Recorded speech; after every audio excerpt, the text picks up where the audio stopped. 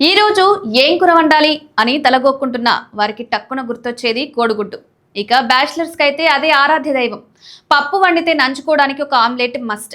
బలం కోసం రోజుకో బాయిల్డ్ ఎగ్. ఇలా ప్రతి ఇంటి పొయ్యి మీద కామన్ గా పెత్తనం చేసేది కోడిగుడ్డు. అందుకే షాపింగ్కి వెళ్ళినప్పుడు కోడిగుడ్లను డజన్లకు డజన్లు తెచ్చి ఫ్రిడ్జ్లో పడేస్తాం. ఎందుకంటే ఎక్కువగా యూజ్ చేస్తాం కాబట్టి. అంతా ఓకే కానీ ఫ్రిడ్జ్లో పెట్టడంతో అసలు సమస్య. మన ఇండియన్స్కి కామన్గా ఒక అలవాటు ఉంది. వంట రూమ్లో ఉండే ఎలాంటి పదార్థాన్నైనా సరే ఫ్రిడ్జ్లో పడేస్తాం. ఓ పూట వండిన కూర మరో పూట తినాలన్నా ఫ్రిడ్జ్లో పెట్టేస్తాం. పెరుగైనా ఫ్రిడ్జ్లో పెట్టేస్తాం, కూరగాయలైనా పెట్టేస్తాం, చివరికి కోడిగుడ్లైనా. ఫ్రిడ్జ్లో ఏం పెట్టాలి, ఏం పెట్టకూడదు అనేది చాలా పెద్ద టాపిక్. కానీ ప్రస్తుతానికైతే గుడ్ల గురించి మాట్లాడుకుందాం. గుడ్లను ఫ్రిడ్జ్లో పెట్టకూడదని బ్రిటిష్ వారంటారు. గుడ్లను ఫ్రిడ్జ్లో పెట్టాలి అని అమెరికన్ వారంటారు. గుడ్లంటే సాల్మొనెల్లా అనే బ్యాక్టీరియా గుర్తుకు వస్తుందని పరిశోధకులకి. ఇది చాలా హానికరమైన బ్యాక్టీరియా.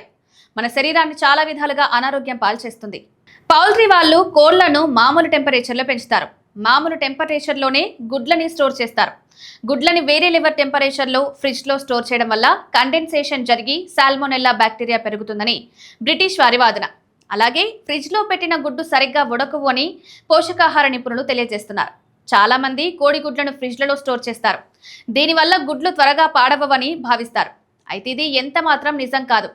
ఎందుకంటే కోడిగుడ్లను ఫ్రిడ్జ్లో పెట్టడం వల్ల అవి త్వరగా కుళ్ళిపోతాయి కనుక వాటిని బయట ఉంచడమే బెటర్. వీలున్నంత వరకు కోడిగుడ్లను మార్కెట్ నుంచి తేగానే త్వరగా వాడుకోవాలి. ఇక ఫ్రిడ్జ్లో ఉంచిన గుడ్లను కూడా తినరాదు.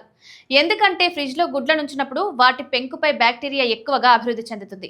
దీంతో అలాంటి గుడ్లను తింటే అనారోగ్యాల బారిన పడే అవకాశం ఉంటుంది.